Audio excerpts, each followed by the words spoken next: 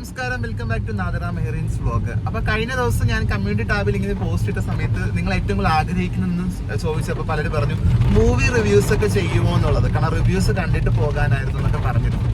അപ്പൊ ഞാൻ അങ്ങനെ ഒരു മൂവിയുടെ റിവ്യൂ ചെയ്യാൻ വേണ്ടി തുടങ്ങുവാണ്. അപ്പൊ ഞങ്ങൾ ടർബോ കണ്ടു. അപ്പൊ ടർബോ കണ്ടിട്ട് എന്റെ അഭിപ്രായം പറയാം. നമ്മുടെ മമ്മൂക്ക ലീഡ് ചെയ്യുന്ന ഒരു ആക്ഷൻ മൂവിയാണ്. നമ്മൾ ട്രെയിലർ കാണുമ്പോഴത്തേക്കും എല്ലാവർക്കും അറിയാവുന്ന ഭയങ്കര ആക്ഷൻ ഉള്ള ഒരു മൂവിയാണ്. വൈശാഖാണ് ഡയറക്ട് ചെയ്തിട്ടുള്ളത്, മിഥുൻ മാനുവലാണ് സ്ക്രിപ്റ്റ് ചെയ്തിട്ടുള്ളത്. അപ്പൊ സ്വാഭാവികമായിട്ടും മമ്മൂക്കയുടെ അടുപ്പിച്ചുള്ള സിനിമകൾ നമ്മൾ പരിശോധിച്ച് കഴിഞ്ഞാൽ കുറച്ചും കൂടി കഥയ്ക്ക് ഭയങ്കര പ്രാധാന്യമുള്ള സിനിമകളാണ് ചെയ്തിട്ടുള്ളത്. അത് കൊമേഴ്ഷ്യൽ അല്ലാത്ത പടങ്ങൾ പോലും കൊമേഴ്ഷ്യൽ ലെവൽ എത്തിക്കാൻ മമ്മൂക്കയ്ക്ക് സാധിച്ചു. പക്ഷെ ടർബോയെ സംബന്ധിച്ച് ടർബോ ഒരു കൊമേഴ്ഷ്യൽ മൂവിയാണ്. അത് എത്രത്തോളം കൊമേഴ്ഷ്യലി ഹിറ്റ് ആക്കാൻ സാധിക്കും എന്നുള്ളത് പരിശോധിക്കാം. ആസ് എ ഒരു വ്യൂവർ എന്ന രീതിയിൽ ഞാൻ ആ പടം കണ്ടപ്പോൾ എനിക്ക് ഇഷ്ടപ്പെട്ടു. നല്ല പടമാണ്, നല്ല സ്ക്രിപ്റ്റ് ഉണ്ട് അതിനകത്ത്. ഇനി പലരും പറയുന്നത് ആക്ഷൻ മൂവി ആയിട്ട് നിങ്ങൾ എക്സ്പെക്ട് ചെയ്ത് പോകുന്നവർക്ക് അത് 100% സാറ്റിസ്ഫാക്ഷൻ കിട്ടുന്ന ഒരു മൂവി ആയിട്ട് എനിക്ക് തോന്നുന്നില്ല. കാരണം ആക്ഷൻ ഉണ്ടെങ്കിൽ പോലും അതൊരു ഭയങ്കര നിർബന്ധമുള്ള അല്ലെങ്കിൽ അങ്ങനെ മനസ്സിൽ നിൽക്കുന്ന ഒരു ആക്ഷൻ സീൻസ് ഒന്നും ഉള്ള പടമല്ല. പ്രത്യേകിച്ച് വൈശാഖിനെ പുലിമുരുകനൊക്കെ എടുത്ത് നോക്കിക്കഴിഞ്ഞാൽ നമ്മുടെ മനസ്സിൽ ഇപ്പോഴും ആ സിനിമയുടെ പല സീൻസും ആക്ഷൻസ് നമുക്ക് മനസ്സിലുണ്ട്, മാസ്സായിട്ടുള്ള സീനുകളുണ്ട്. പക്ഷെ ഈ പടത്തിൽ അങ്ങനെ മാസ് സീനുകൾ ഉണ്ടെങ്കിൽ പോലും അത് ഉള്ളിൽ നിൽക്കുന്ന സീനായിട്ട് ഫീൽ ചെയ്യുന്നില്ല. മാത്രമല്ല കുറച്ചധികം ലെങ്ത്, ഫൈറ്റുകൾക്ക് ലെങ്ത് ഉള്ളതായിട്ട് തോന്നുന്നുണ്ട്. പൊതുവിൽ ആക്ഷൻ പടങ്ങൾക്ക് ഈ ഭയങ്കരമായിട്ടുള്ള ആക്ഷൻസ് ഭയങ്കര മാസമായിട്ട് കാണിച്ചാൽ കഥയ്ക്ക് ഭയങ്കര ഇമ്പോർട്ടൻസ് പലപ്പോഴും കൊടുക്കില്ല എന്നുള്ളൊരു പ്രശ്നവും കൂടിയുണ്ട്. പക്ഷേ ഈ പടത്തിന് ഒരു പ്രത്യേകത ഉള്ളത് കഥയ്ക്ക് ഭയങ്കര പ്രാധാന്യമുണ്ട്. ഒരു സ്റ്റോറി ഉണ്ട്, നല്ലൊരു സ്റ്റോറിയാണ് കേട്ടോ. അത് കണ്ടിരിക്കാൻ വരുന്ന ഒരു നല്ല സ്റ്റോറിയാണ്. ആദ്യ പകുതിയൊക്കെ നമുക്ക് കണ്ടിരുന്നിട്ട് നമുക്ക് സെക്കൻഡ് ഹാഫ് എന്താകും എന്നുള്ളൊരു എക്സ്പെക്ടേഷൻ, പ്രതീക്ഷയൊക്കെ വെക്കാൻ വരുന്ന സിനിമയാണ്.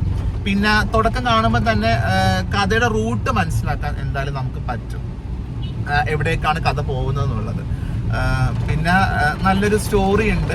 അപ്പൊ ഞാൻ എടുത്തു പറഞ്ഞൊരു കാര്യം, ആക്ഷൻ പടങ്ങൾ കാണാൻ ആഗ്രഹിക്കുന്ന അതിന്റെ മാസുകൾ താല്പര്യപ്പെടുന്ന ആളുകൾക്കാണെങ്കിൽ അത് എത്രത്തോളം ടർബോ വർക്കാകും എന്ന് എനിക്ക് അറിയില്ല. പക്ഷേ ഒരു സ്റ്റോറി ഇഷ്ടപ്പെടുന്ന, എന്നാൽ ആക്ഷനും ഉണ്ട് സ്റ്റോറി ഉണ്ട് എന്ന ഒരു പടമൊക്കെ ആണെങ്കിൽ എന്തായാലും ടർബോ വർക്കാവും. എൻ്റെ ഒരു റേറ്റിംഗ് അനുസരിച്ച് ഒരു 3.5 കൊടുക്കാൻ പറ്റുന്ന ഒരു മൂവിയാണ്.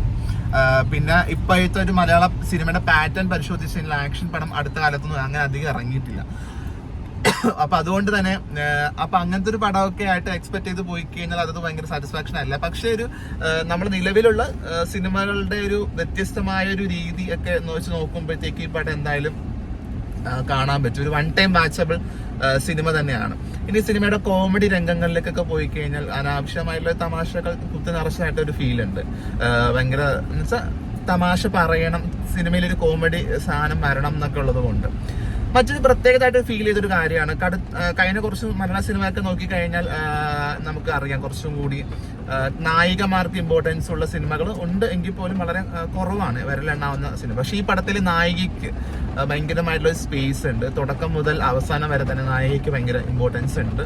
അത് ഭയങ്കരമായിട്ട് നല്ല രസമായിട്ട് നായിക ചെയ്തിട്ടുമുണ്ട് എന്നുള്ളതാണ്. പിന്നെ എന്തായാലും ഇപ്പം ഈ ടർബോ കാണാൻ പോകുവാണെങ്കിൽ ഉറപ്പായിട്ടും കാണാം. നല്ലൊരു ഫാമിലി മൂവിയും കൂടിയാണ് കേട്ടോ. നമുക്ക് എന്തായാലും സിനിമ മുഴുവനായിട്ട് ഒരു ഫാമിലിയുടെ കൂടെ ഇരുന്ന് തന്നെ നമുക്ക് കാണാൻ പറ്റുന്ന സീൻസ് ഒക്കെയാണ്. പിന്നെ ബിന്ദു പണിക്കരൊക്കെ നന്നായിട്ട് ചെയ്തിട്ടുണ്ട്. ഞാൻ ഭയങ്കര ഫാനാണ്, ബിന്ദു പണിക്കർ ഫാനാണ്.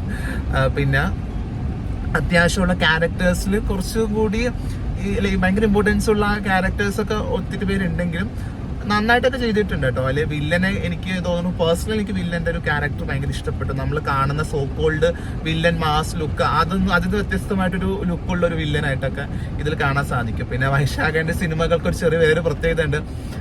പുലിമുരുകന് ഉള്ളതുപോലെ തന്നെ ഒരു സിമിലാരിറ്റി ഇന്നത്തുണ്ട്. ഒരു കുറച്ച് അത് ട്രെയിലറിലും ഉണ്ടെന്ന് തോന്നുന്നു, ഒരു കുറച്ചും കൂടി ഫൈറ്റ്സിൽ ഡിഫറെന്റ് ആയിട്ടൊരു ഫൈറ്റ് സീൻ കാണിക്കുന്നത്. അപ്പൊ അത് ഇതിനകത്തുണ്ട്.